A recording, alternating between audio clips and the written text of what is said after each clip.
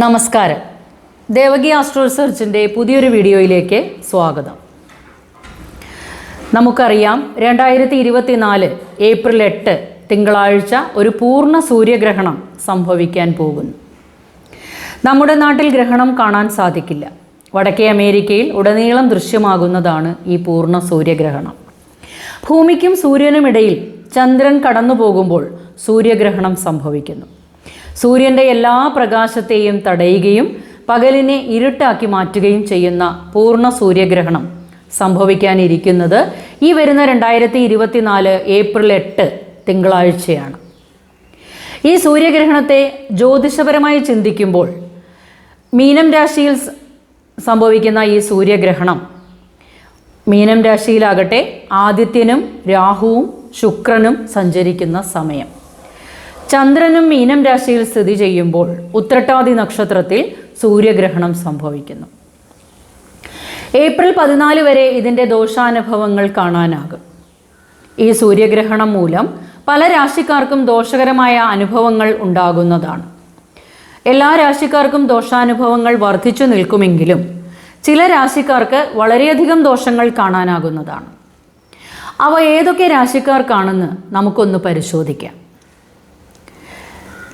കാർത്തികയുടെ മുക്കാൽ ഭാഗം, രോഹിണി, മകയിരത്തിൻ്റെ ആദ്യ പകുതിയും ഉൾപ്പെടുന്ന ഇടവക്കൂറുകാർക്ക് പലവിധ ദോഷകരമായ അനുഭവത്തിലൂടെ പോകേണ്ടി വരുന്നതാണ്. കർമ്മരംഗത്ത് പലവിധ വെല്ലുവിളികളെയും നേരിടേണ്ടി വരും.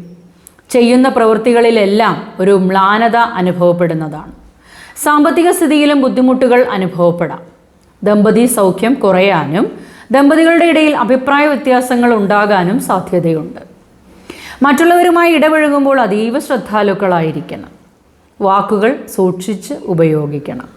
താൻ പോലും പ്രതീക്ഷിക്കാതെ ദോഷ അനുഭവങ്ങൾ വന്നുപെടുന്നതാണ്.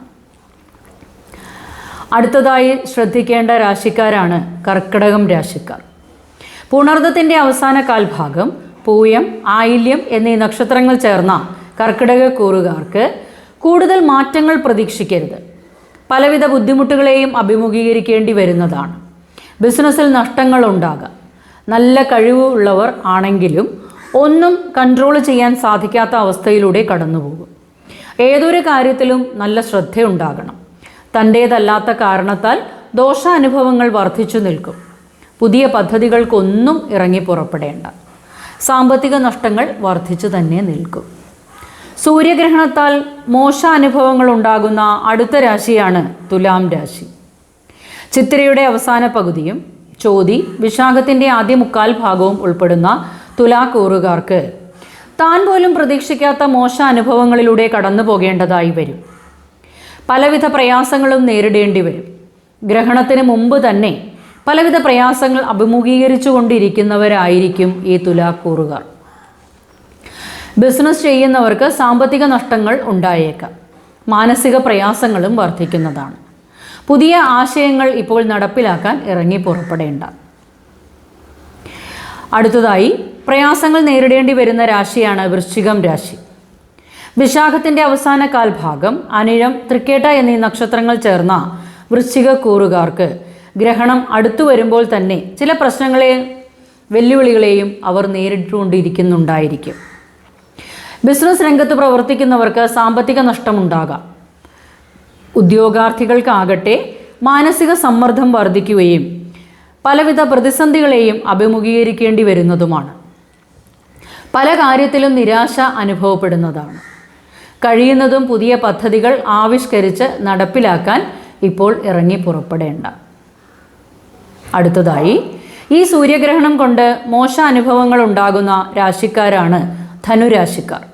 മൂലം, പൂരാടം, ഉത്രാടത്തിൻ്റെ കാൽഭാഗം ചേർന്ന ധനുക്കൂറുകാർക്ക് കർമ്മരംഗത്ത് പ്രതികൂല സാഹചര്യങ്ങളെ തരണം ചെയ്യേണ്ടി വരുന്നതാണ്.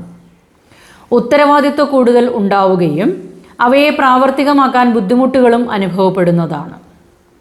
പലവിധ പ്രശ്നങ്ങളെയും അഭിമുഖീകരിക്കേണ്ടി വരും. മാനസിക സമ്മർദ്ദം വർദ്ധിച്ചു വരുന്നതാണ്. ഉയർച്ചകൾക്ക് തടസ്സങ്ങൾ നേരിടും. ആരോഗ്യ പ്രശ്നങ്ങളും അലട്ടാനിടയുണ്ട്. ഉദരസംബന്ധമായ ക്ലേശങ്ങൾ ഉണ്ടാകാൻ ഇടയുണ്ട്.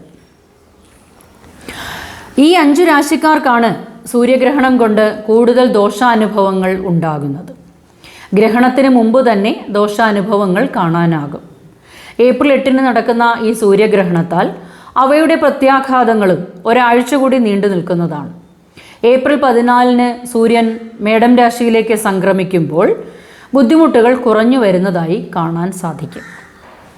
ഇനി ഈ പ്രശ്നങ്ങളെയെല്ലാം അഭിമുഖീകരിക്കുമ്പോൾ അവയ്ക്ക് പരിഹാരമായി ശിവക്ഷേത്ര ദർശനം, ശിവഭജനവും മഹാദേവന് ധാര, കൂവളത്തില കൊണ്ട് അർച്ചന, ശിവ അഷ്ടോത്തരം ജപിക്കുകയും മൃത്യുഞ്ജയ മന്ത്രത്താൽ അർച്ചന സമർപ്പിക്കുകയും ചെയ്യുക.